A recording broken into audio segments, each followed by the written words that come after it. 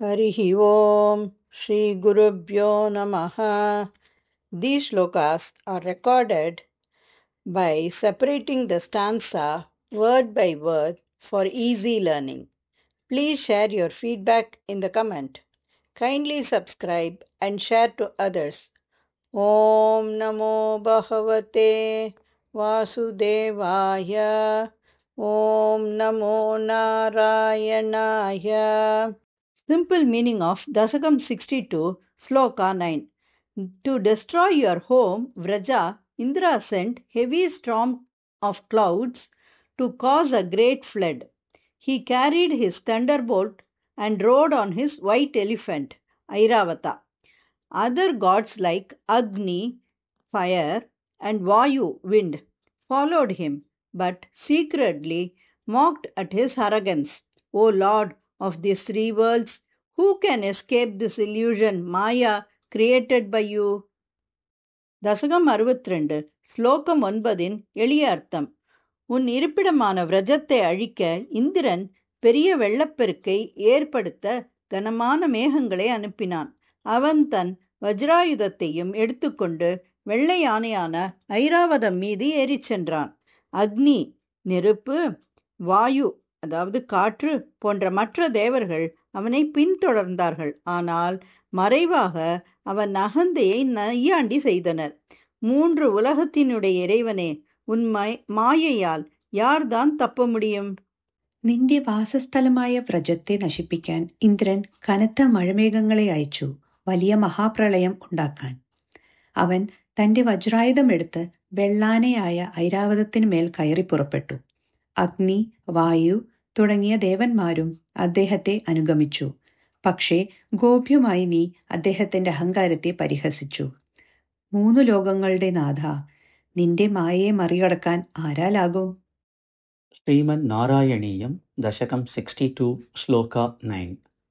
ത്വത് ആവാസം ഹന്തും ത്വദാവാസം ഹന്തും ത്വദാവാസം ഹന്തും ത്വദാവാസം ഹന്തും ത്വദാവാസം ഹന്തും പ്രളയജലദാൻ അംബരഭുവി പ്രളയജലദാനംബരഭുവി പ്രളയജലദാനംബരഭുവി ത്വദാവാസം ഹന്തും പ്രളയജലദാനംബരഭുവി ത്വദാവാസം ഹന്തും പ്രളയജലദാനംബരഭുവി ത്വദാവാസം ഹന്തും പ്രളയജലദാനംബരഭുവി പ്രഹിണ്വൻ ബിഭ്രാണഃ പ്രഹിണ്വൻ ബിഭ്രാണഃ പ്രഹിണ്വൻ ബിഭ്രാണഃ കുലിശം അയം അഭ്രേഭ ഗമനഃ കുലിശം അയം അഭ്രേഭഗമനഃ കുലിശമയമഭ്രേഭഗമനഃ കുലിശമയമഭ്രേഭഗമനഃ കുലിശമയമഭ്രേഭഗമനഃ പ്രഹിണ്വൻ ബിഭ്രാണഃ കുലിശമയമഭ്രേഭഗമനഃ പ്രഹിണ്വൻ ബിഭ്രാണഃ കുലിശമയമഭ്രേഭഗമനഃ പ്രഹിണ്വൻ ബിഭ്രാണഃ കുലിശമയമഭ്രേഭഗമനഃ ത്വദാ വാസം ഹന്തും പ്രളയജലദാനംബരഭുവി പ്രഹിണ്വൻ ബിഭ്രാണഃ കുലിശമയമഭ്രേഭഗമനഃ ത്വദാ വാസം ഹന്തും പ്രളയജലദാനംബരഭുവി പ്രഹിണ്വൻ ബിഭ്രാണഃ കുലിശമയമഭ്രേഭഗമനഃ ത്വദാ വാസം ഹന്തും പ്രളയജലദാനംബരഭുവി പ്രഹിണ്വൻ ബിഭ്രാണഃ കുലിശമയമഭ്രേഭഗമനഃ പ്രതസ്ഥേ അന്യൈഃ അന്തഃ പ്രതസ്ഥേ അന്യൈഃ അന്തഃ പ്രതസ്ഥേ അന്യൈരന്ത പ്രതസ്ഥേ അന്യൈരന്ത പ്രതസ്ഥേന്യൈരന്ത ദഹന മരുത ആദ്യൈഃ വിഹംസിതഃ ദഹന മരുത ആദ്യൈഃ വിഹംസിതഃ ദഹന മരുദാദ്യൈർവിഹംസിതഃ ദഹന മരുദാദ്യൈർവിഹംസിതഃ ദഹന മരുദാദ്യൈർവിഹംസിതഃ പ്രതസ്ഥേ അന്യൈരന്തർദഹന മരുദാദ്യൈർവിഹംസിതഃ പ്രതസ്ഥേന്യൈരന്തർദഹന മരുദാദ്യൈർവിഹംസിതഃ പ്രതസ്ഥേന്യൈർദഹന മരുദാദ്യൈർവിഹസിതഃ ഭവത് മായാ ന ഏവ भवन्मायान एव भवन्मायानैव भवन्मायानैव भवन्मायानैव त्रिभुवनपते मोहयति कं त्रिभुवनपते मोहयति कं त्रिभुवनपते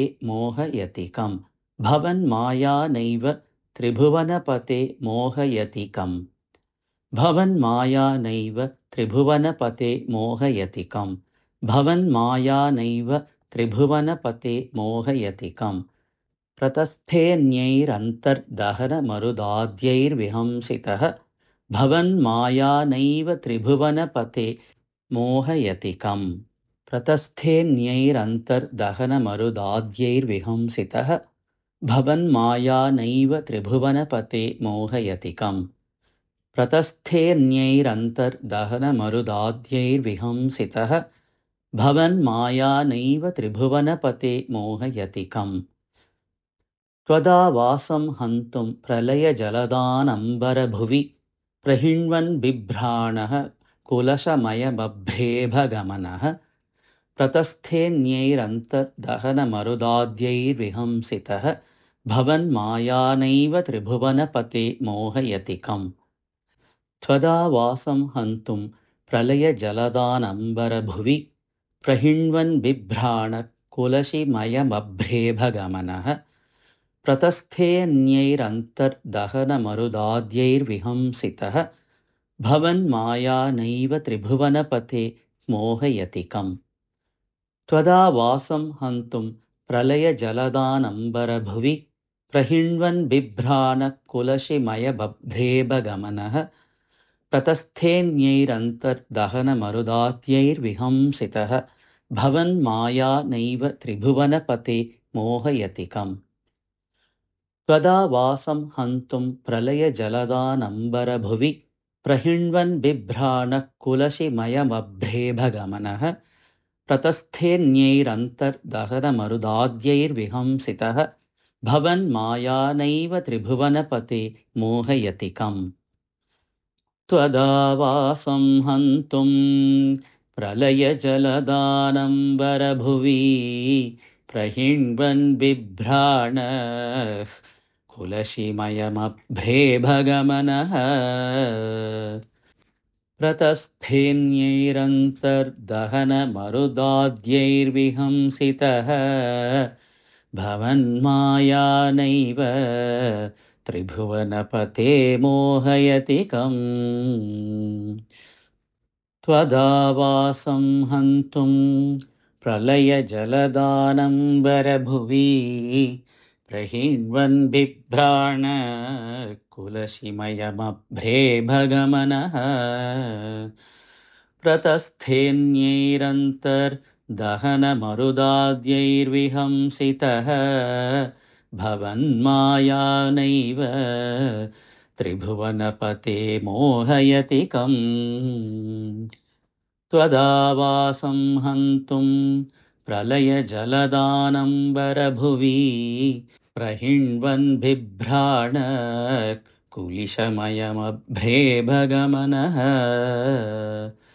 प्रतस्थेऽन्यैरन्तर्दहनमरुदाद्यैर्विहंसितः भवन्मायानैव त्रिभुवनपते मोहयति कं त्वदावासं हन्तुं प्रलयजलदानम्बरभुवि प्रहिण्वन् बिभ्राणः कुलशमयमभ्रेभगमनः प्रतस्थेऽन्यैरन्तर्दहनमरुदाद्यैर्विहंसितः भवन्मायानैव त्रिभुवनपते मोहयति कं